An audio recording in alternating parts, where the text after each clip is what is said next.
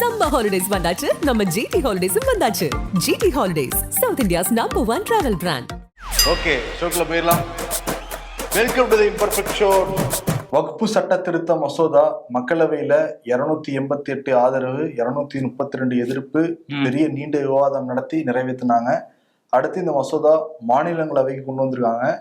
மாநிலங்களவையில மத்திய அமைச்சர் கிரண் ரிஜிஜு தான் தாக்கல் பண்ணியிருந்தாரு. தாக்கல் பண்ணிட்டு அவர் பேசுறப்ப 2006ஆம் ஆண்டு இந்த வகுப்பு வாரியத்துக்கு எவ்வளோ சொத்து மதிப்பு இருந்தது அப்படின்னா 4.9 லட்சம் கோடி சொத்து மதிப்பு இருந்தது. ஆனா வருமானம் பாக்குறப்ப 169 கோடி தான் வருமானம் இருந்திருக்கு. ஆனா இவ்வளவு சொத்து வச்சிருக்கவங்க குறைஞ்சது ஒவ்வொரு ஆண்டுமே ஒரு 12,000 கோடி அளவு வருமானம் ஈட்டிருக்க முடியும். ஆனா பண்ணவே இல்லை. இப்ப வகுப்பு வாரியத்துறை சொத்துகள் எவ்வளவு இருக்குன்னு பாக்குறப்ப 8.72 லட்சம் கோடி இருக்கு. அப்ப எவ்வளவு வருமானம்ங்கிறத நீங்களே வந்து பாத்துக்கோங்க. இப்ப கேரளாவில் எடுத்துக்கிட்டா 600 குடும்பங்கள் வசிக்கிற பகுதியை வகுப்பு வாரியத்துக்கு சொந்தமானதெல்லாம் குறிப்பிடுறாங்க. இதெல்லாம் வந்து தவறு இல்லையா? இதெல்லாம் முறைப்படுத்தணும் அப்படிங்கிறதுனாலதான் இந்த சட்ட மசோதாவை நாங்க வந்து கொண்டு வரோம் அப்படிங்கிற மாதிரி பேசியிருந்தாரு. இதுக்கு வந்து 37 பேர் விவாதங்கள்ல வந்து பங்கெடுத்துக்கிட்டாங்க. கர்நாடகாவை சேர்ந்த காங்கிரஸ் எம்பி சையத் நசீர் என்ன சொல்றாருன்னா, நான் 6 ஆண்டு காலமா இந்த வகுப்பு வாரியத்துல ஒரு உறுப்பினரா இருந்திருக்கேன். எந்த விதமான முறைகேடும் நடைபெறவே கிடையாது, சட்டபூர்வமா எல்லாமே நடந்தது. ஆனா சிறுபான்மையினரை குறி வச்சு இந்த சட்ட மசோதாவை கொண்டு வந்திருக்கேங்கிறத பேசியிருந்தாரு. எதிர்ப்பு கூட இருந்தது, அதே மாதிரி ஆதரவும் வந்து இருந்தது. நட்டா பேசுறப்ப என்ன குறிப்பிட்டிருந்தாரு அப்படின்னா, இது மிக முக்கியமான ஒரு மசோதா. ஆனா இங்க இருக்கிற பல உறுப்பினர்கள் வந்து அயோத்தி ராமரை பத்தி பேசுறீங்க, கேரளால அந்த படத்தை பத்தி நீங்க பேசிக்கிட்டு இருக்கீங்க, பீகார் சட்டமன்ற தேர்தல் வந்து பேசிக்கிட்டு இருக்கீங்க. ஆனா இது மிக முக்கியமான ஒரு விஷயம் இல்லையா? இதை பத்தி நீங்க பேசணும். இல்லை நாங்க எடுத்தோம் கவுத்தோம்னு கொண்டு வந்தோம்னு எல்லாரும் குறிப்பிடுறீங்க. அப்படி கிடையவே கிடையாது. நாடாளுமன்ற கூட்டுக்குழுவுல 200 மணி நேரம் விவாதம் நடந்த பிறகுதான் இந்த சட்ட மசோதா நாங்க கொண்டு வந்திருக்கோம் அப்படிங்கிறத குறிப்பிட்டிருக்காரு. மிக முக்கியமான மசோதா, எல்லாரும் பேசணுங்கிறாங்க. அவருடைய பாஸ் பிரதமர் மோடியே இல்லையே. இல்ல, ஆனா பேசியிருக்காரு. எங்க பேசியிருக்காரு? தாய்லாந்துலயா? தாய்லாந்துல கூட பேசல, எக்ஸ் தளத்துல ஒரு பதிவு போட்டிருக்காரு. இது ஒரு ஹிஸ்டாரிக் மொமெண்ட்ங்கிற மாதிரி ஒரு ட்வீட் வந்து போட்டிருக்காரு. அதுல என்ன சொல்றாருன்னா, இவ்வளவு காலம் வந்து இந்த வக்ஃபு போர்டில் வந்து ஒரு டிரான்ஸ்பரன்சி இல்லாமல் இருந்தது. இஸ்லாமிய பெண்கள், ஏழை இஸ்லாமியர்கள்லாம் ரொம்ப வந்து கஷ்டத்துல இருந்தாங்க. இப்போ இது அவங்களுக்கு ஒரு ஆறுதலா இந்த சட்ட மசோதா திருத்தம் வந்து அமைஞ்சிருக்கு அப்படின்னு சொல்லி அங்க இருந்து கருத்து சொல்லியிருக்காரு. தாய்லாந்து கருத்து சொல்றதுக்கு எல்லாரும் சேர்ந்து ஓட்டு போட்டு மக்கள் எல்லாரும் பிரதமர் தேர்ந்தெடுத்திருக்காங்க. ஆமா, இங்க வந்து நாடாளுமன்றத்துல வந்து பேசுங்கன்னா அங்க எக்ஸ் தளத்துல ஒரு கருத்தை சொல்லிக்கிட்டு இருக்காரு. இன்னொரு பக்கம் வந்து காங்கிரஸ் எம்பி சோனியா காந்தி அவங்களும் வந்து இந்த வக்ஃபு சட்ட திருத்த மசோதாவுக்கு கடும் எதிர்ப்பை வந்து பதிவு பண்ணியிருக்காங்க. இது அரசியலமைப்புக்கு எதிரான ஒரு அப்பட்டமான ஒரு தாக்குதல் தான் இந்த சட்ட மசோதா திருத்தம் அப்படின்னு சொல்லியிருக்காங்க. அது மட்டும் இல்லாம இது வந்து இந்த சமூகத்தை நிரந்தரமா பிளவுபடுத்தி வைக்கிறதுக்கு தான் இதை கொண்டு வந்திருக்காங்க அப்படிங்கிறதையும் சொல்றாங்க. ஓகே, இன்னொரு பக்கம் என்னன்னா, மல்லிகார்ஜுன கார்கேக்கு எதிராக அனுராக் தாக்கூர் வந்து பேசியிருந்தாரு. என்ன குறிப்பிட்டிருந்தாருன்னா, அந்த வகுப்பு சொத்துக்கள் எல்லாமே மல்லிகார்ஜுன கார்கே குடும்பத்துக்கு போகுதுன்னு குற்றச்சாட்டி இருந்தார்ல, அதுக்கு மன்னிப்பு கேட்கணும் அப்படின்னு சொல்லிட்டு காங்கிரஸ் தரப்புல இருந்து ஒரு பெரிய அழுத்தம் வந்து கொடுக்கப்பட்டிருக்கு. மன்னிப்பு தான் இசை கேட்டு வந்து போனாலும் போகலாம்.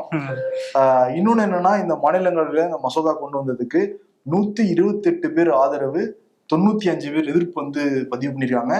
இப்ப அதிமுக என்ன பண்ண போறாங்க? ஏன்னா தேசிய ஜனநாயக கூட்டணியில அங்கம் வைக்க போறாங்களா இல்லையாங்கிறது ஒரு பெரிய கேள்வியா இருக்கு. இதுக்கு ஆதரவு கொடுத்துட்டாங்க அப்படின்னா ஜாயின் பண்ணிட்டாங்கன்னு அர்த்தம்.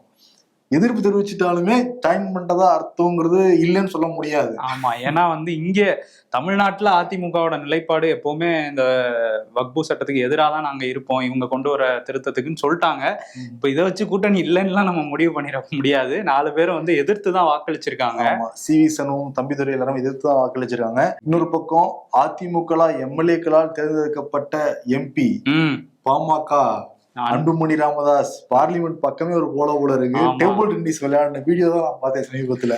ஆமா, அவர் வந்து என்னன்னா இதுல இருந்து எஸ்கேப் ஆயிட்டாரு, புறக்கணிச்சிட்டாரு. அவர் வந்து புறக்கணிச்சாலும் கிட்டத்தட்ட அந்த ஆதரவு மாதிரி தான் எடுத்துக்கணும் அப்படிங்கிறது இங்கே உள்ள ஆளுங்கட்சி திமுகல இருந்து எல்லாரும் சொல்ற விஷயம். ஏன்னா வாண்டடா இங்க வந்து அவர் எப்பவுமே போகமாட்டாரு. வேற இந்த மாதிரி ஒரு மசோதா வரும்போது இஸ்லாமியர்களுக்கு துணை நிற்போம்லாம் பாமக மேடையெல்லாம் போட்டு பேசுறாங்க. இப்போ போய் எதிர்த்து வாக்களிச்சிருக்கணும்ல, ஏன் வாக்களிக்கிறங்கிற கேள்வி வந்து அவரை நோக்கி வைக்கப்பட்டிருக்கு. இங்க தமிழ்நாடு சட்டமன்றத்துல இந்த வகுப்பு மசோதாவுக்கு எதிர்ப்பு தெரிவிச்சு தீர்மானம் கொண்டு வந்தாக்கா பாமக ஆதரவு தெரிவிச்சிருக்காங்க. ஆனா அங்க வந்து போகாமையே இன்டைரக்டா ஆதரவு தெரிவிச்சிருக்காரு அன்புமணி ராமதாசன் தான் விமர்சிக்கப்படுது. இன்னொன்னு என்னன்னா, தமிழ் மாநில காங்கிரஸ் கட்சி தலைவர் ஜி.கே. வாசன் கூச்சமே படாம ஆதரவு வந்து தெரிவிச்சிருக்காரு. ஆமா, அவரும் வந்து இங்க இஸ்லாமியர்கள் எங்க சொந்தம் நண்பன் அப்படின்லாம் வந்து இஃப்தார் விருந்துகள்லாம் கலந்துகிட்டு இருக்காரு, எல்லாம் பண்ணியிருக்காரு. இங்க வந்து அவர் வந்து ஒரு நிலைப்பாடு எடுத்திருக்காரு, இது இஸ்லாமியர்களுக்கு ஒரு நல்ல சட்டமா தான் இருக்கு அப்படின்னு சொல்லி அவர் ஆதரவு தெரிவிச்சிருக்காரு. அந்த 128 பேர்ல அவரும் ஒருத்தரா வந்து தன்னை வந்து ஆதரவா வாக்களிச்சு இப்ப அந்த மசோதா வந்து நிறைவேறி இருக்கு. So G K. வாசன் ஆதரவு போதுங்கிற மனநிலையில தான் இருப்பாங்க. தமிழ்நாட்டுல இருந்து ஒரு வாக்கு விழுந்துருச்சு, அது யாருன்னு பார்த்தா இவர் தான், ஜி.கே. வாசன். மாநிலங்களவையில இந்த வக்பு விவாதம்லாம் போயிட்டு இருக்கும்போது நிர்மலா சீதாராமன் வந்து இந்தி பாடல்களை பத்தி பேசியிருக்காங்க. அதை மொழி இதை விட மாட்டேன்றாங்க. அவங்க என்ன சொல்லியிருக்காங்க அப்படின்னா, நண்பர் திருச்சி சிவா வந்து சிறப்பா இந்தி பாடல்கள்லாம் பாடுவாரு அப்படின்னு சொல்லி அவரை கோர்த்து விட்டாங்க. அவரும் வந்து எதிரில் உட்காந்து சிரிச்சுட்டு தான் இருந்தாரு, அவங்க பேசும்போது கேட்டுட்டு இருந்தாரு. அதுக்கப்புறம் எந்திரிச்சு பதிலும் சொன்னாரு. இந்தி பாடல்கள்லாம் இங்கிலீஷ்ல எழுதி வச்சுதான் நான் வந்து பாடுவேன், எனக்கு தெரியாது என்ன பொருள்னு கூட தெரியாது, ஆனா வந்து நான் பாடுவேன், நண்பர்களை சந்தோஷப்படுத்துறதுக்காக பாடுவேன், நாங்க எந்த மொழிக்கும் எதிரானவர்கள் இல்லை, நீங்க இதை வச்சு பொலிட்டிக்கல் மைலேஜ் தேடிக்காதீங்க அப்படின்னு சொல்லி அவர் சொல்லியிருந்தாரு. ஏன்னா அவருக்கு ஹிந்தி தெரியுங்கிற மாதிரி நிர்மலா சீதாராமன் முயற்சி பண்ணாங்க. ஆனா வந்து என்னன்னா, ஹிந்தி வார்த்தைகள்லாம் தெரியும், இங்கிலீஷ்ல பார்த்துதான் நானே படிப்பேன் அப்படின்னு சொல்லியிருந்தாரு. ஆமா, அவர் பாட்டெல்லாம் போடுவாங்க திருச்சி சிவா. பாட்டுலாம் பாடுவாரு. சரி, பாட்டு பாடுவாரு, வக்பு பத்தி பேசியிருக்காரு. ஆமா, அவர் என்ன சொல்றாரு, இது நிச்சயமா இஸ்லாமியர்களுக்கு எதிரான ஒரு சட்ட திருத்தம் தான். இப்ப பாருங்க, இவங்க 2 நிறைவேற்றினா கூட இங்கிருந்து 5 கிலோமீட்டர்ல இருக்கு உச்ச நீதிமன்றம், அங்க நிராகரிக்க கூடும் அப்படிங்கிற ஒரு ஆர்வமாவே சொல்லி முடிச்சிருக்காரு. ஆமா, அதே மாதிரி கேரளாவுல கம்யூனிஸ்ட் எம்பி ஜான் பிரிட்டாஸ் அவரும் வந்து என்ன சொல்றாருன்னா, இவங்க இவ்வளவு காலம் பாஜக வந்து மக்களுக்குள்ள பிளவை ஏற்படுத்திட்டு இருந்தாங்க, இப்ப கடவுள்களுக்குள்ளே ஒரு பிளவை ஏற்படுத்துறாங்க, இந்த வக்பு சட்ட திருத்தம் அது மட்டும் கொண்டு வந்திருக்காங்க, அதே நேரத்துல தேவஸ்தானம் அந்த போர்டுல எல்லாம் இந்த சட்டம் வந்து பொருந்தாது, அப்படி இருக்கும்போது இவங்க கடவுள்களுக்கு இடையிலேயே ஒரு பிரிவினை ஏற்படுத்துறாங்க, இந்து கடவுள்களுக்கும் அல்லாவுக்கும் இடையில ஒரு பிரிவினை அப்படின்னு சொல்லி எல்லாம் பேசியிருந்தாரு. அவர் கருப்பு சட்டை போட்டு வந்து எதிர்ப்பெல்லாம் பதிவு பண்ணியிருந்தாரு. லோக்சபா 0 ஹவர்ஸ்ல டிஆர் பாலு கச்சத்தீவை மீட்கிறத பத்தி ஒரு கோரிக்கை வந்து வச்சிருந்தாரு, கேள்வி வந்து எழுப்பியிருந்தாரு. கச்சத்தீவை மீட்கிறது தொடர்பாக தமிழ்நாட்டுல எங்க முதலமைச்சர் மு.க. ஸ்டாலின் ஒரு தனி தீர்மானமே கொண்டு வந்திருக்காரு. நீங்க சட்டமன்றத்துல என்ன பண்ணாலும் சரி, நாடாளுமன்றத்துல திமுக எம்பிக்கள் வந்து பேசிடுறாங்க, சொல்லிடுறாங்க, ரெஜிஸ்டர் பண்ணணும்ல, எல்லாம் சொல்லி அனுப்புறதா இங்க வந்து. என்னன்னா, நாட்டில் இருக்கிற எந்த ஒரு பகுதியும் வேற ஒரு நாட்டை கொடுக்கணும் அப்படின்னா நாடாளுமன்றத்தோட ஒப்புதல் பெறப்பட்ட பிறகேதான் கொடுக்கணும். ஆனா 1976ஆம் ஆண்டு குடியரசுத் தலைவர் ஆட்சி இருக்கிறப்ப அதை வந்து கொடுத்துருக்காங்க, இது அரசியலமைப்புக்கே எதிரானது, கச்சத்தீவை திரும்ப மீட்கணும்னு சொல்லியிருந்தாரு. அப்புறம் பேசின திருச்சி எம்பி துரை வைகோ, இப்ப பிரதமர் மோடி இலங்கைக்கு போக போறாரு, இதை பத்தி பிரதமர் மோடி வந்து பேசணும், திரும்ப பெறணும் அப்படின்லாம் சொன்னாங்க. பட் எந்த அமைச்சர் பத்தி வாயை திறக்கவே இல்லை, பேசவே இல்லை, அதனால வெளியிட பண்ணிட்டாங்க. ஆமா, ஆனா வந்து பாஜக வரும்போது கச்சத்தீவோட தான் வருவாரு பிரதமர்ங்கிற ரேஞ்சுக்கு பில்டப் கொடுத்துக்கிட்டு இருக்காங்க. திரும்ப வரும்போது அவர் பிளைட்ல எடுத்து வச்சுட்டு வந்துருவாரா என்னன்னு தெரியல. ஆனா இந்த கச்சத்தீவு பிரச்சனை அப்படிங்கிறது மீனவர்களுக்கு உண்மையிலே அவங்க உரிமையை கோர்ற ஒரு பிரச்சனை தான். ஆனா இது தேர்தல் நேரத்துல மட்டும் தமிழ்நாட்டுல எல்லா கட்சிகளும் இதை வச்சு ஒரு அரசியல் பண்றதும் காலங்காலமா நம்ம பாத்துக்கிட்டு இருக்கிறோம். இப்பயும் பாக்குற அரசியல் இப்ப தேர்தல் இன்னும் 1 வருஷம் தானே இருக்கு, அதனால வந்து பாஜக எடுத்தாங்க, அப்புறம் அப்படியே வந்து திமுக அதிமுக எல்லாரும் கையில எடுத்துட்டு போயிட்டு இருக்காங்க. இன்னொரு பக்கம் காங்கிரஸ் எம்பி கார்த்தி சிதம்பரம் இருக்காருல்ல, அவர் என்ன பேசியிருந்தாருன்னா, இப்போ லோ காஸ்ட் ஃபிளைட்ஸ்லாம் நம்ம டிக்கெட் எடுத்தோம்னா அது போக தனியா வந்து பேகேஜுக்கு ஒரு காசு கட்டணும், அதே மாதிரி ஒரு சாண்ட்விச் வாங்கினா கூட நம்ம காசு கட்ட வேண்டியிருக்கும். அந்த மாதிரி தான் இப்போ ஏடிஎம் வந்து மாத்திருக்காங்க. பேங்கிங் சர்வீஸ்ல ஒரு அடிப்படை வசதி தான் ஏடிஎம்ல நம்ம காசு எடுக்கிறது, நம்ம காசு எடுக்கிறதுக்கு நம்ம கிட்டே காசு எடுக்கிறாங்க அப்படின்னு சொல்லி அதெல்லாம் பத்தி பேசியிருந்தாரு. ஓகே, இன்னொன்னு என்னன்னா, அந்த மணிப்பூர் விவகாரத்தை பத்தி அமித்ஷா பேசியிருந்தான் சொன்னோம்ல, அமித்ஷா பேசுறது ஃபுல்லா கேட்கறப்ப அதிர்ச்சியான தகவல் தான் எனக்கு வந்து தெரிஞ்சுது. கடந்த 4 மாசமாக எந்த விதமான வன்முறையும் அங்க கிடையவே கிடையாது, அங்க நடந்தது ஒரு கலவரமே கிடையாது, எத்னிக் வைலன்ஸ் அப்படின்னு சொல்றாரு, ஒரு இன வன்முறை தான் இது, ஒரு டெரரிஸ்ட் தாக்குதலாகவோ இல்ல பெரிய வன்முறையாவது குறிப்பிடக்கூடாதுங்கிறதையும் குறிப்பிட்டிருக்காரு. ஆனா 4 மாசமா எந்த விதமான சம்பவம் நடக்கலைங்கிறத பார்லிமெண்ட்ல பேசியிருக்காரு அமித்ஷா. போன மாசம் கூட நம்மளே செய்தியெல்லாம் சொன்னோம், தொடர்ந்து பேசணும், அதை பத்தி நம்ம பேசிக்கிட்டு இருக்கோம். ஆமா, தொடர்ச்சியா வந்து பேசிக்கிட்டு இருக்கோம். ஆனா 4 மாசமா எதுவுமே நடக்கல அப்படின்னு சொல்லிட்டு எல்லாம் முடிஞ்சிருச்சுங்கிற மாதிரி ஒரு இது காட்டிட்டு இருக்கிறாங்க. அதிர்ச்சியா தான் இருக்கு. இன்னொரு பக்கம் பிரதமர் மோடி 3 நாள் சுற்றுப்பயணமாக ஸ்ரீலங்கா வந்து போறாரு. இன்னைக்கு ஈவினிங் இங்க போயிருவாருன்னு தான் சொல்றாங்க. தாய்லாந்துல இருந்து கிளம்பி ஸ்ரீலங்கா போறாரு. ஆமா, தாய்லாந்துல என்ன பேசியிருக்காரு பிரதமர் மோடி? தாய்லாந்து பயணம். அங்க வந்து பிரதமர் ஷின்வத்ராவை வந்து சந்திச்சிருந்தாரு. அவங்க வந்து ஒரு புத்த மதம் சார்ந்த ஒரு புத்தகம், நிறைய புத்தகங்கள்லாம் அடுக்கி வச்சிருந்தாங்க. பிரதமர் மோடி கையில ஒன்று கொடுத்திருந்தாங்க. அதுக்கப்புறம் 2 நாடுகளுக்கும் இடையிலான ஒப்பந்தங்கள்லாம் கையெழுத்தாச்சு. கடல்சார் ஒப்பந்தங்கள், அப்புறம் டிஜிட்டல் தொழில்நுட்பத்துக்கு ஒத்துழைப்பு கொடுக்கறதுக்கான ஒரு ஒப்பந்தம், எம்எஸ்எம்இ ஒத்துழைப்பு தொடர்பான ஒரு ஒப்பந்தமும் கையெழுத்தாயிருக்கு. இந்தியா வந்து எம்எஸ்எம்இ அங்க ஒத்துழைப்பு கொடுக்குறாங்களா? முதல்ல இங்க இருக்கிற எம்எஸ்எம்இ தொழில்களுக்கு முதல்ல ஒத்துழைப்பு கொடுக்கணும். ஒத்துழைப்பு ஒண்ணுதான், ஜிஎஸ்டில கொஞ்சம் பாதியை கட் பண்ணீங்கனாலே அவங்க ஓரளவு ரிலீஃப் இருக்கும் அவங்களுக்கு. சரி, அங்க போய் ஒத்துழைப்பு கொடுத்துருக்காரு. அதுக்கப்புறம் அங்க இருந்து கிளம்பி அப்படியே வந்து இலங்கை போறாரு. ஆமா, இலங்கை இன்னைக்கு ஈவினிங் போயிடறதா சொல்றாங்க. நாளைக்கு வந்து இலங்கையோட அதிபர் அனுரகுமார திசநாயக்க பிரதமர் ஹரணி வந்து மீட் பண்ணி பேசுறாரு. ஏன்னா பல பிரச்சனைகள் இருக்கு இந்தியாவுக்கும் ஸ்ரீலங்காவுக்கும். குறிப்பா வந்து தமிழ்நாட்டு மீனவர்கள் பிரச்சனை வரைக்கும் ஓயவே இல்லை. கடந்த 3 மாசத்துல மட்டுமே 100க்கும் மேற்பட்ட மீனவர்களை வந்து இலங்கை கடற்படையினர் பிடிச்சிட்டு வந்து போயிருக்காங்க. 50 படகுகளுக்கு மேல வந்து பறிமுதல் வந்து பண்ணிருக்காங்க. தொடர்ந்து மு க ஸ்டாலினும் கடிதம்லாம் எழுதியிருக்கிறதா சொல்லியிருக்காரு. நிச்சயத்தை பத்தி பேசணுங்கிறதா பலருடைய எதிர்பார்ப்புமே. பேசுவாராங்கிறத பார்க்கலாம். இன்னொரு பக்கம் சீனாவுடைய அச்சுறுத்தல் இந்தியாவுக்கு இருக்கு. சீனாவுடைய நண்பர்னு சொல்லப்படுது இலங்கை. குறிப்பா அனுரகுமார திசநாயக்க வந்து ஜி ஜின்பிங்க்கு ஃப்ரெண்டு அப்படின்லாம் வந்து சொல்றாங்க. ஏன்னா அங்க போனப்பவே பயங்கர ஒரு ராஜ மரியாதை எல்லாம் கொடுத்துருந்தாங்க. இது நிறைய ஒப்பந்தங்களும் போடப்போறதா சொல்றாங்க, நிறைய பேச்சுவார்த்தை நடத்தப்படுறதா வந்து சொல்றாங்க. அதே மாதிரி பிரதமர் மோடி அனுராதாபுரத்துக்கு வந்து போறாரு. அங்க வந்து ஸ்ரீ மகாபோதி அங்கெல்லாம் போய் வழிபாடு நடத்த போறதாவும் தகவல் வெளியாயிருக்கு. சொல்றாங்க. பாஜக காரங்க என்ன சொல்றாங்கன்னா, வரும்போது கச்சத்தீவை கையோட எடுத்துட்டு வந்துருவாருங்கிற ரேஞ்சுக்கு பில்டப் கொடுத்துட்டு இருக்காங்க. அனுமன் மாதிரியா கையிலையா பிளைட்ல எடுத்துட்டு வருவாரு, அவர்தான் ஒரு பிளைட் வச்சிருக்காருல. ஆனா வந்து இது மீனவர்களுக்கு முக்கியமான ஒரு பிரச்சனை. இதை பத்தி கண்டிப்பா அழுத்தம் கொடுக்கணும் இலங்கை அரசுக்கு நேரடியா போகும்போது. இன்னொரு பக்கம் என்னன்னா வந்து மேற்கு வங்கத்துல அங்கேயுமே வந்து தேர்தல் அடுத்த ஆண்டு வரப்போகுதுங்கிறதுனால பயங்கரமா களை கட்டிக்கிட்டு இருக்கு எல்லா பக்கமும். இதுல ஒரு பிரச்சனையும் மம்தா அரசுக்கு வந்து வந்திருக்கு. அவங்க 2016 சுமார் 25,000 அரசு பள்ளி ஆசிரியருக்கு நியமன ஆணையெல்லாம் வழங்கினாங்க. ஆனா இதுக்கு வச்ச தேர்வு இது எல்லாத்துலயுமே முறைகேடு நடந்திருக்கு அப்படின்னு சொல்ல சிபிஐ வந்து அப்ப இருந்த கல்வித்துறை அமைச்சர் பார்த்தா சாட்டர்ஜி எல்லாம் கைதெல்லாம் பண்ணாங்க. அந்த வழக்கு விசாரணையும் போயிட்டு இருக்கு. இப்ப இந்த 25,000 பணி நியமன ஆணை தொடர்பாக நீதிமன்றங்கள்லாம் வழக்கு நடந்துட்டு இருந்துச்சு. இப்போ உச்சநீதிமன்றம் வரையும் போய் உச்சநீதிமன்றம் என்ன சொல்லிட்டாங்கன்னா, இந்த 25,000 பணி நியமனமும் செல்லாது அப்படின்னு சொல்லிட்டாங்க. அதனால 3 மாசத்துக்குள்ள திரும்ப வந்து நீங்க பணி நியமிக்கணும் ஆசிரியர்களை அப்படிங்கிற ஒரு டாஸ்க்கும் கொடுத்துருக்காங்க. மம்தா அரசை வந்து விமர்சிச்சிருக்காங்க அங்க வந்து. அதனால நீங்க பண்ண தவறு அப்படிங்கிறது இப்போ வெளியே வந்திருக்கு. நீங்க சரியா முறையா பண்ணலைங்கிறதுனால அவங்களுக்கு ஒரு செட்பேக் மாதிரி தான் மம்தா கவர்மெண்ட்டுக்கு. தமிழ்நாடு சட்டமன்றம் விவாதம் வந்து நடைபெற்று இருக்கு. நிறைய திமுக எம்எல்ஏக்கள் பேசலாம் ஆரம்பிச்சிருக்காங்க. ஓகே, சட்டமன்றமே ரொம்ப நாள் நடக்குது, அதுவே ஒரு அதிசயமா தான் இருக்கு நமக்கு. ஏன்னா அடுத்த வருஷம் எலெக்ஷன் வருதா இல்லையா? கொடுத்த வாக்குறுதி வந்து வருஷத்துக்கு 100 நாள் நடத்துவோம்னு சொன்னாங்க. ஆனா ஒட்டுமொத்தம் பாக்குறப்ப 4 வருஷத்துல 100 நாள் வரல. சரி, ஏதாவது கொஞ்சம் எக்ஸ்டெண்ட் பண்ணி நடத்திட்டு இருக்காங்க போலதான் தெரியுது. இல்லைன்னா அப்பா ரொம்ப ஸ்ட்ரிக்டா இருக்காருல்ல. திண்டுக்கல் சீனிவாசன் எந்திரிச்சு பேசுறப்ப ரொம்ப ஸ்ட்ரிக்டா பேசிட்டே இருந்தாரு. அதுல சாமி சாமி எப்படி தலைவர் எல்லாம் மாத்தினாரு திண்டுக்கல் சீனிவாசன். சாமி சாமி அதான் பாட்டு. சாமி சாமி சாமி சாமி அந்த பாட்டா இல்ல? சரி, மாண்டு போய் அவை ஜாக்கிரதையா பேச இல்லாட்டி நிப்பாட்டி வச்சிருவாங்க கொண்டு போய். சரி, ஓகே. சாமி சாமி தலைவர்னு பதறிட்டாரு. சும்மாவே திண்டுக்கல் சீனிவாசன் வந்து பதறுவாரு, பயங்கரமா ஆப்பி ஆடுவாரு. இப்ப வந்து ஒரு கேள்வி எல்லாம் கேட்டு உட்கார்ந்து. ஆமா, அன்னைக்கு சட்டமன்ற வளாகத்துல நாங்கெல்லாம் கூட்டணின்னு பாமகவோட சேர்ந்து பேசிட்டு போனாரு. அப்புறம் நான் பேசவே இல்லை, சொல்லவே இல்லை, அப்படிலாம் சொல்லிடாதீங்க, போட்டுறாதீங்க அப்படின்னு வந்து சொல்லிட்டு இருந்தாரு.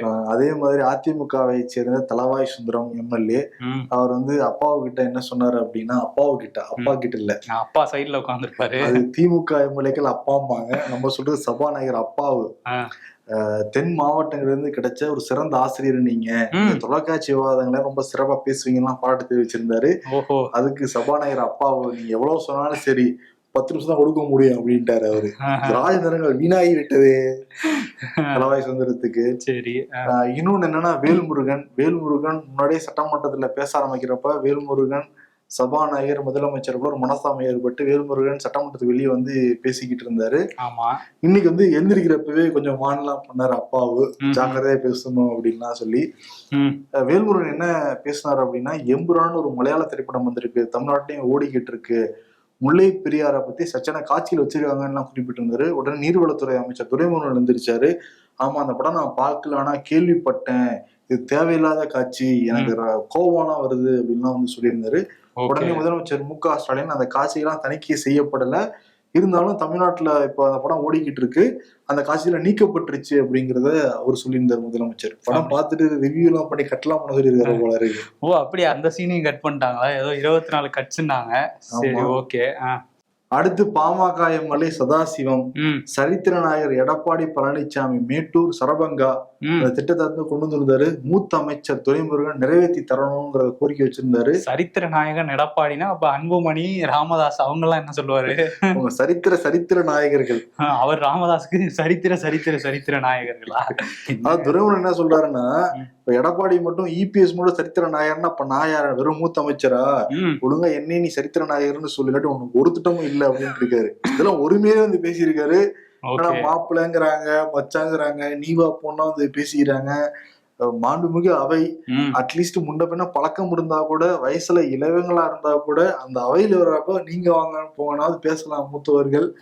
நீ வா போ, உனக்கு எதுவும் வராது, நீ கூப்பிடு, சர்க்காசமா இருக்கு, ரசிக்கிற மாதிரிதான் இருக்கு, இருந்தா கூட அது மட்டும் கொஞ்சம் இடிக்குது. சரித்திர நாயகர் பட்டா எனக்கும் வேணும்னு அடம் பிடிச்சிருக்காரு அவை முன்னவர். ஆனா பாத்தியா, கலைஞர் இருந்தப்ப எனக்கு வேணும்னு சொல்லியிருப்பாங்களா? எங்க தலைவர்களே வேணும்னு கேட்டிருப்பாங்க. ஸ்டாலினை தாண்டி ஓவர்டேக் பண்றாங்க துரைமுருகன், எனக்கு வேணும் சரித்திர நாயகர் பட்டம்னு. அப்படியா? இது வேற இருக்காதுல்ல. சரி, ஓகே. இன்னொரு பக்கம் என்னன்னா, எடப்பாடி பழனிசாமி எதிர்கட்சி தலைவர் இன்னைக்கு என்ன பேச போறாரு அப்படின்னு பார்த்தா, இன்னைக்கு வெளிநடப்பு பண்ணியிருக்காங்க. வெளியே வந்து பேசியிருக்காருல்ல. ஆமா, வெளியே வந்து பேசியிருக்காரு. என்ன அப்படின்னா, சட்டம் ஒழுங்கு பிரச்சனையை பத்தி பேசணும்னு நாங்க சொன்னோம், ஆனா அதுக்கு வந்து அனுமதி மறுத்துட்டாங்க. இங்க மக்களாட்சி தான் நடக்குதா இல்ல சர்வாதிகார ஆட்சி நடக்குதா அப்படின்னு கேள்வி கேட்டிருக்காரு எடப்பாடி பழனிசாமி. பேச விட மாட்டேங்கிறாங்க அப்படிங்கிறது அவரோட குற்றச்சாட்டு. இதே காரணத்தை சொல்லிட்டு வெளியே வந்துகிட்டு இருக்காரு. ஆமா, அதே மாதிரி இந்த வக்பு சட்டத்தை பத்தி வானதி சீனிவாசன் பாஜக எம்எல்ஏ அவங்க என்ன சொல்றாங்க அப்படின்னா, இவங்களுக்கு வந்து இஸ்லாமியர்களுக்கு அவங்க சொத்தை அவங்களே நிர்வகிக்கணும் அப்படின்லாம் பேசுறாங்க. அப்படி இருக்கும்போது திமுக அரசு ஏன் அறநிலைத்துறையை வச்சு இங்க உள்ள கோயில்களை நிர்வகிக்கிறாங்க அப்படிங்கிற கேள்வியை கேட்கிறாங்க. அதே மாதிரி சட்டமன்றத்துல முதலமைச்சர் மு.க. ஸ்டாலின் அனைத்து கட்சி கூட்டத்துக்கு ஏற்பாடு பண்ணியிருக்காரு. ஏப்ரல் 9ஆம் தேதி. ஓகே, ஏற்கனவே இந்த டீலிமிட்டேஷனுக்காக அனைத்து கட்சி கூட்டம் எல்லாம் போட்டிருந்தாங்க. இது எதுக்கு அப்படின்னா, நீட் போராட்டத்துக்காக. அந்த நீட் போராட்டம் இன்னும் முடியவே இல்லை, தொடர்ந்து நாங்க பண்ணிக்கிட்டு தான் இருக்கோம். இப்ப அடுத்த கட்டத்துக்கு நம்ம வந்து போகணும், சட்டப்பூர்வமான ஆலோசனை எல்லாம் தேவை. அதனால சட்டமன்ற கட்சி தலைவர்கள் எல்லாரும் ஏப்ரல் 9ஆம் தேதி தலைமைச் செயலகத்துல இன்னைக்கு மாலையில இந்த கூட்டம் நடைபெற போது எல்லாரும் வாங்க அப்படின்னு கொடுத்திருக்காரு அவரு. அடுத்த கட்டத்துக்கு போயிட்டாங்க அப்படின்னா 4 வருஷமா என்ன பண்ணிட்டு இருந்தாங்க, இப்பதான் அடுத்த கட்டத்துக்கே வந்திருக்காங்க. அந்த ரகசியத்தை தேடிட்டு இருந்தாங்க, அப்புறம் இதுதான் ரகசியம்னாங்க. இப்ப அனைத்து கட்சி கூட்டம் போட்டிருக்காங்க. சரி, ஓகே, அடுத்த ஏப்ரலை மனசுல வச்சு போட்டிருக்காங்கன்னு நினைக்கிறேன். இன்னொரு பக்கம் வந்து தாவேகா அவங்க வந்து விஜய் வந்து ஒரு அறிக்கை வெளியிட்டு இருக்காரு. வக்பு சட்டம் வந்து அரசியலமைப்பையே வந்து கலங்கப்படுத்துற மாதிரி இருக்கு. ஒரு இஸ்லாமிய எம்பி கூட உங்களுக்கு இதை தாக்கல் பண்றதுக்கு இல்லை, நீங்க இஸ்லாமியர்கள் மேல அக்கறை காட்டுறீங்களா? இது வந்து ஜனநாயகத்துக்கும் மதச்சார்பின்மைக்கும் எதிராக இருக்கிற இந்த சட்டத்தை ஒன்றிய அரசு உடனே திரும்ப பெறணும் அப்படின்ட்டு இருந்தாரு. இன்னைக்கு போராட்டமும் தமிழ்நாடு முழுக்க நடத்த சொல்லியிருந்தாரு. எல்லா மாவட்ட தலைநகர்லையும் நடத்தினாங்க. பனையூர்ல என் ஆனந்த் வந்து கலந்துகிட்டாரு. அவர்கிட்ட வந்து செய்தியாளர்கள்லாம் கேட்டாங்க, இந்த இதுல எந்த சரத்துல எந்த பாயிண்ட் உங்களுக்கு வந்து பிரச்சனையா இருக்கு அப்படின்னு கேட்டோன்னா, என்ன பாஜக என்ன அவங்க எதுவுமே இஸ்லாமியர்களுக்கு சரியா பண்ணல, நம்ம சொத்தை எடுத்துக்கணும் அப்படின்னு அவங்க சொன்னா சரியாது நியாயமான்னு கேட்டாங்க. இல்ல சார், வேலிடா ஒரு பாயிண்ட் கேட்கறாங்க பிஜேபில இருந்து, பிஜேபி பண்ற எதுவுமே வேலிட் இல்லைங்க அப்படின்னு சொல்லிட்டாரு. இது என்னன்னா, அந்த சரத்தை பத்தி சொல்லுங்க சார். நம்ம ஸ்கூல்ல 2 மார்க் கொஸ்டின் கேள்வி பதிலெடுத்து நீங்க எந்த சரத்தை பத்தி கேட்கறீங்கன்னு எனக்கு தெரியுதுன்னு சொல்லிட்டு கேள்வி ஒரு எடுத்து பண்ணிட்டு தர அவருக்கு வந்து கடைசி வரைக்கும் அதுல என்ன பாயிண்ட்ங்கிறத சொல்லவே இல்லை. என்ன ஆனது, நீங்க முதல் பக்கம் எடுத்து வச்சிருந்தாலே எல்லா பத்திரிகையிலும் முதல் இது இருக்கு, ஆக்கல. அதுதான் வந்து எப்படியோ சமாளிச்சிருவோம்னு சொல்லிட்டு சமாளிச்சிருக்காரு. நல்லா சமாளிச்சதால மாட்டிக்கிட்டாரு, அவருக்கு தெரியலன்னு தெரிஞ்சிருச்சு. சரி, போராட்டம் நடத்திருக்கோம் அப்படின்னு சொல்லி நடத்திருக்காங்க தாவேகால இருந்து.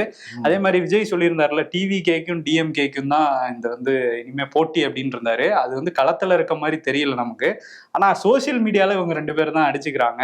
இன்னைக்கு அந்த போராட்டத்துல ஒரு ஸ்பெல்லிங் மிஸ்டேக் ஆகி போச்சு. மசோதவை அப்படின்னு போட்டாங்க, மசோதாவைக்கு. நீங்க மட்டும் ஒழுங்கான்ட்டு இவங்க மாநகரம்க்கு நரக திமுகன்னு போட்டிருந்தாங்க. அதை எடுத்து போட்டு அடிச்சுக்கிட்டு இருந்தாங்க.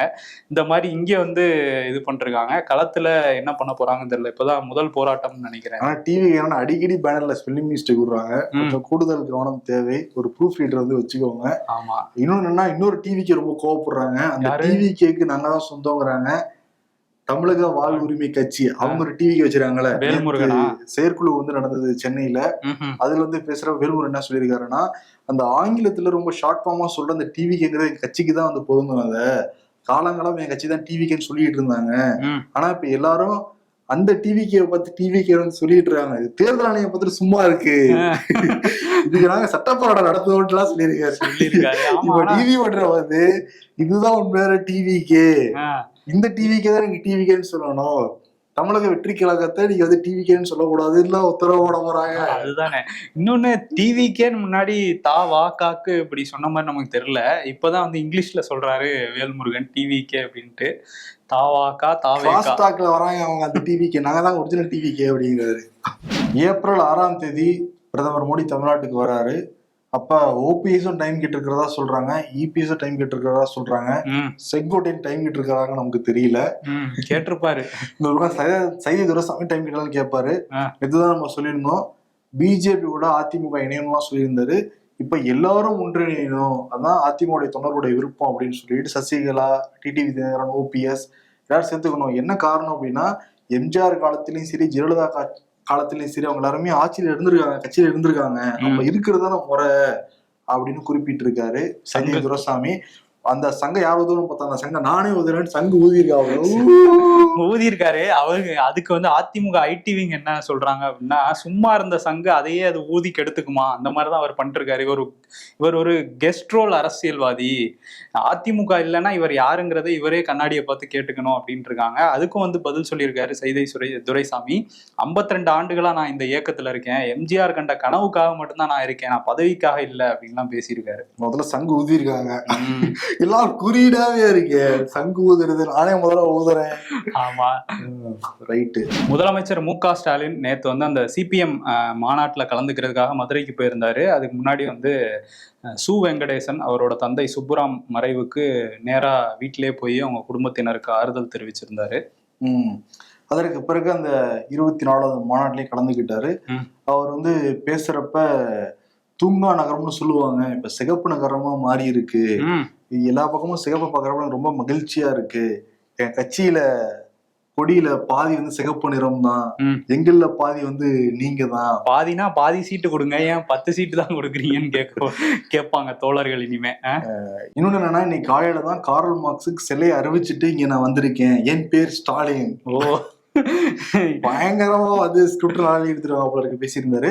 குறிப்பா என்ன சொல்றாரு அப்படின்னா, 2019 இருந்து நம்மளோட இணைப்புங்கிறது ரொம்ப ஸ்ட்ராங்கா இருக்கு, நிறைய பேர் உடையமான எதிர்பார்க்கறாங்க, உடைய வாய்ப்பே கிடையாது, அங்க மேடையில் இருக்கிற எல்லாருமே உறுதிப்படுத்துவாங்கன்னு சொல்லி எல்லாரும் சேர்த்துக்கிறாரு. அவர் யாரும் போயிடாதீங்க சார், சார் நம்ம எல்லாம் பாதி சிவப்பு அப்படின்ட்டு இருக்காரு, மீதி வேணா கருப்பா இருக்கலாம் அப்படிங்கிற மாதிரி. அதே மாதிரி நடிகர் சசிகுமார் கலந்துக்கிட்டாரு. இயக்குனர் ராஜு முருகன் அவர் என்ன பேசியிருந்தாரு அப்படின்னா, இப்போ வரவங்க எல்லாம் கட்சி ஆரம்பிச்சுட்டு அரசியல் வியூக வகுப்பாளர் கையில கட்சியை கொடுத்துடுறாங்க, பணம் தான் பிரதானமா இருக்கு, நம்ம அப்படி இல்லை, இங்க வந்து மக்களோட அறத்துக்காக போராடுற ஒரு கட்சினா அது கம்யூனிஸ்ட் தான், அதனாலதான் நாங்க வந்து கம்யூனிஸ்ட் தோழர்களோட எப்பவும் துணை நிற்கிறோம் அப்படின்னு பேசியிருந்தாரு. அதே மாதிரி அந்த மாநாட்டுல இலக்கியவாதி எல்லாருக்கும் பிடித்த மனிதர் சாலமன் பாப்பையா அவர் கலந்துகிட்டு என்ன பேசியிருக்காருன்னா, கம்யூனிஸ்ட் இயக்கங்கள், பெரியாரிஸ்ட், அம்பேத்கரிஸ்ட் எல்லாரும் கூட சேர்ந்து வந்து செயல்படணுங்கிறதையும் பேசிக்கிறார். அவரோட வாழ்வுல பல விஷயங்களும் குறிப்பிட்டு வந்து பேசினாரு. முதல்ல அந்த மாநாடுங்கிறது ரொம்ப சிறப்பா நடந்துகிட்டு இருக்கு, நீங்க விஜய் சேதுபதி எல்லாம் கலந்துக்க போறதா சொல்லிருக்காங்க. ஆமா, பாப்பா அவங்க என்ன பேச போறாங்க அப்படின்னு. திருவண்ணாமலை மாவட்டத்துல அரசு பள்ளியில எடுத்த ஒரு வீடியோ வந்து இப்ப இணையத்துல வைரல் ஆயிட்டு இருக்கு. என்னன்னா, ஒரு மாணவர் வந்து கேட்டிருக்காரு, சத்துணவுல முட்டை தமிழ்நாடு அரசு கொடுக்குறாங்க, ஆனா வந்து எங்க முட்டை இல்லைன்னு கேட்டிருக்காங்க. அவங்க ஏதோ சொல்லியிருக்காங்க போல பதில். அப்புறம் அவர் போய் சமையல் அறையில பார்த்திருக்காரு, அங்க முட்டைகள் இருந்திருக்கு. இருந்தே நீங்க ஏன் எங்களுக்கு கொடுக்கல அப்படின்னு கேள்வி கேட்டவரை தொடப்பக்கட்டையை வச்சு அடிச்சிருக்காங்க சத்துணவு பணியாளர்கள். இது வந்து ஒரு பெரிய சம்பவமா மாறி இருக்கு.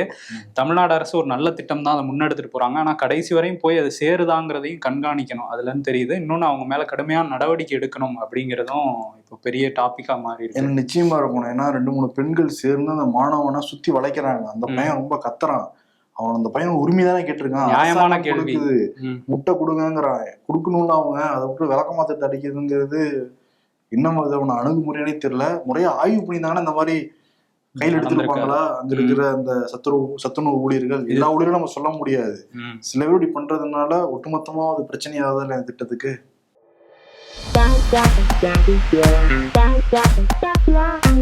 யாராவது ஒருத்தர் சொல்லுங்க ஐயா, ஸ்கூல்ல எதுக்குயா டை கட்ட சொல்றாங்க? சின்ன வயசுல டை, வயசான அப்புறம் டை, அப்புறம் ஃபைனலி டை, அவ்வளவுதாங்க வாழ்க்கை அப்படின்னு சொல்லி போட்டிருக்காங்க. அந்த டை எதுக்குதான் கட்டுறோம்? 10 வயசுல என்ன பண்ணிட்டு இருந்த? தங்கச்சி கூட டிவி ரிமோட்டுக்கு சண்டை போட்டுட்டு இருந்தேன். இப்ப என்ன பண்ற? தங்கச்சி பையன் கூட டிவி ரிமோட்டுக்கு சண்டை போட்டுட்டு இருக்கேன். 90s kids.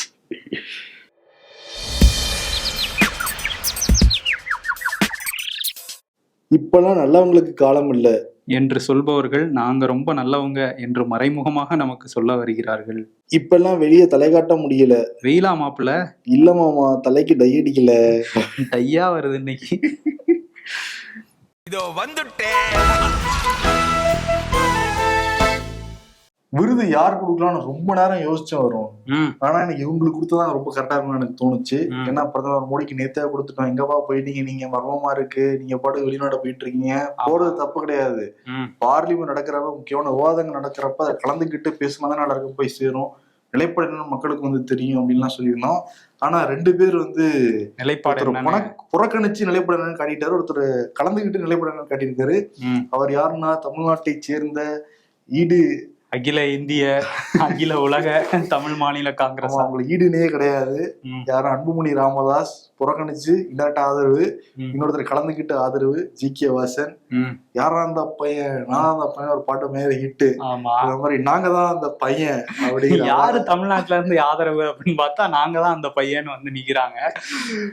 ஓகே, அவங்க நிலைப்பாட காட்டிடுறாங்க மக்கள்கிட்ட. ஆமா, அதனால நாங்க தான் அந்த பையன் அப்படிங்கிற விருதை வந்து ஜி.கே. வாசன் அன்புமணிக்கு வந்து கொடுத்துட்டு விடைபெறலாம்.